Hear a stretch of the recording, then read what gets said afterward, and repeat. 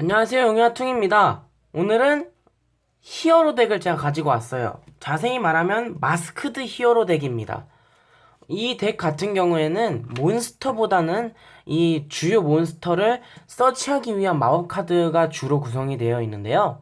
일단 몬스터들부터 설명을 해드리도록 하겠습니다. 엘리멘트 히어로 에어맨. 에어맨의 효과는 일반 소환, 특수한 됐을 경우에 이 카드 이외에 자신 필드에 히어로 몬스터 수까지 필드의 마법 함정을 고르고 파괴하거나 혹은 덱에서 히어로 몬스터 한 장을 패해 넣습니다. 이거는 두 번째 효과를 더 자주 쓰이고요. 에어맨은 원래 제한을 먹었다가 7월 달에 준제한으로 풀리면서 물론 3월 달에도 준제한이었지만 준제한으로 풀리면서 자주 쓰이는 카드였습니다.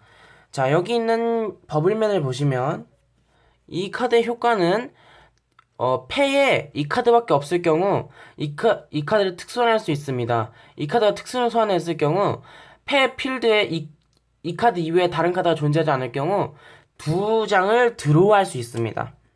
이 카드 같은 경우에는 위급할 경우 드로우를 하거나 혹은 에어맨으로 서치해서 특수 소환 후에 융합을 하거나 엑시즈를 꿰는 그런 카드입니다.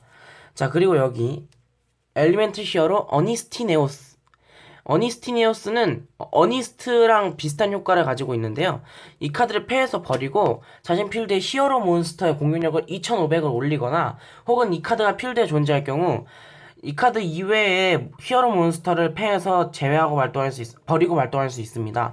그 버린 몬스터의 공격력만큼 이 어니스티 네오스의 공격력을 업시킬 수도 있습니다. 이 카드 같은 경우에는 패트랩으로 버린 다음에 리빙데드나 죽은 자의 소생으로 살린 후에 다시 한번 전투를 할 때 사용하거나 아니면 정말로 패트랩으로만 사용하는 카드입니다. 이제 여기 있는 브레이즈맨인데요. 브레이즈맨의 효과는 이 카드가 일반 소환됐을 경우에 발동할 수 있습니다. 특수한도 마찬가지고요. 덱에서 융합 카드 한 장을 패해 넣을 수 있습니다. 자신 메인 페이지에 발동할 수 있습니다. 덱에서 엘리멘트 히어로 브레이즈맨 이외에 엘리멘트 히어로 몬스터 한 장을 묘지로 보냅니다. 이 카드가 턴 종료 시 이 효과로 묘지로 보낸 몬스터와 같은 속성 공격력 수비력이 됩니다. 그러니까 만약에 이 카드가 일반 소환되고 이 카드의 효과로 덱에서 어니스티니어스를 묘지로 보냈어요.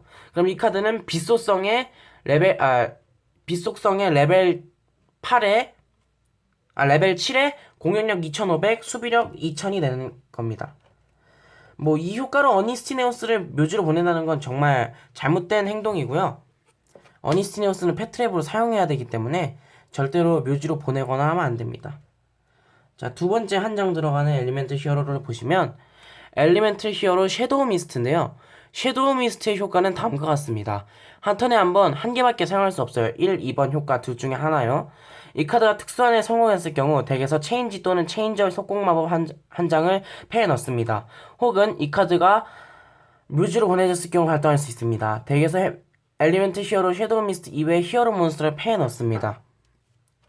이 카드 같은 경우에는 덱에서 마스크 체인지를 패에 넣어갖고 이 엘리멘트 히어로 섀도우 미스트를 소재로 다크로우를 소환할 때 아주 유용한 카드로서 사용됩니다. 나쁘지 않은 콤보를 가지고 있고 전개력도 나쁘지 않습니다.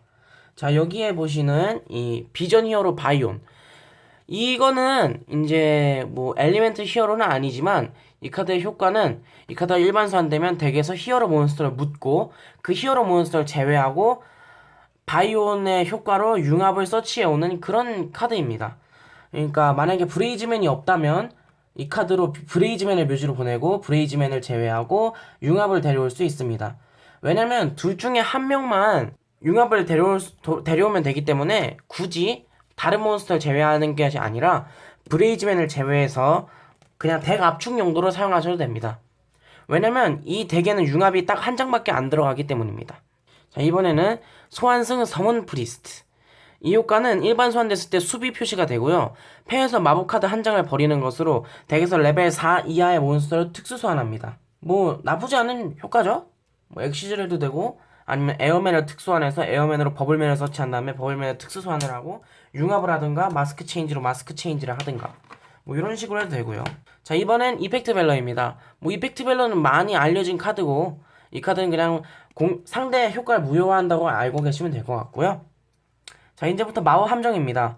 마법 함정 같은 경우에는 되게 복잡한 구조로 되어 있어요. 일단 기본적인 마법 함정부터 보여드리도록 하죠. 일단 증원. 증원 같은 경우에는 덱에서 레벨 4 이하의 전사적 몬스터를 패해 넣습니다. 그냥 이분 이 엘리멘트 히어로 전체가 다 전사적이기 때문에 가능하고요. 블랙홀은 뭐 다들 아시니까 빼고, 탐욕의 항아리는 묘지의 몬스터 5장을 고르고 덱으로 돌리고 셔플 후 2드로우를 주는 카드입니다. 죽은 자의 손해 같은 경우에는 진짜 묘지에서 되살리는 카드고, 해피의 깃털은 상대 필드에 존재하는 모든 마법 함정을 파괴합니다. 융합 같은 경우에는 소재를 융합으로 해서 엑스트라 덱에 존재하는 여러가지 융합 카드들을 소환할 수 있게 해주는 카드입니다. 금지된 성창 같은 경우에는 그 몬스터의 공격력을 400 올리고 효과를 무효로 하는 효과를 가지고 있습니다. 금지된 성배요. 이 성배 같은 경우에는 상대가 전기를 꾀하려고 할 때 속공마법이기 때문에 발동을 해서 그 전기를 멈춰도 되고, 혹은 효과가 별로 좋지 않은 몬스터인데 상대가 공격을 할 때 자신에게 오는 데미지를 줄이거나 그 몬스터를 보호하기 위해서 이 카드를 자신의 몬스터한테 써도 상관이 없습니다. 사이클론은 말 그대로 상대 필드의 마법 함정을 한 장 골라서 파괴할 수 있고요. 금지된 성창은 공격력을 800 내리고 마법 함정의 대상이 되지 않도록 해주는 카드입니다. 이 카드는 자신한테 써도 되고 어택할 때 상대한테 써도 무방합니다. 히어로 얼라이브의 효과. 히어로 얼라이브는 덱에서 LP를 절반 지불하고 덱에서 레벨 4 이하의 히어로 몬스터를 특수 소환합니다. 이 카드는 전개를 할 때 아주 좋은 효과를 가지고 있는 카드고요. 이멀전 시콜은 덱에서 히어로 몬스터를 패에 추가할 수 있습니다. 이 카드도 아주 좋은 카드예요. 대부분 서치 카드들은 에어맨이나 섀도우 미스트를 서치해서 진행을 하는 경우가 많습니다. 자, 여기 보시는 이 마스크 체인지. 마스크 체인지는 필드 위에 존재하는 히어로 몬스터 한 장을 묘지로 보내고 발동할 수 있습니다.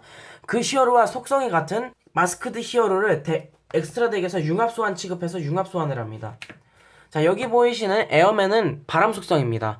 그러므로 바람 속성을 릴리스하고 마스크드 히어로 신풍, 바람 속성인 마스크드 히어로를 특수 소환할 수 있고요.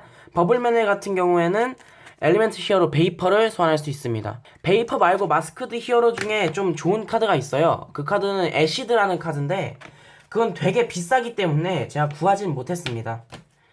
뭐 빛 속성은 별로 쓰이지 않으니까 패스고요.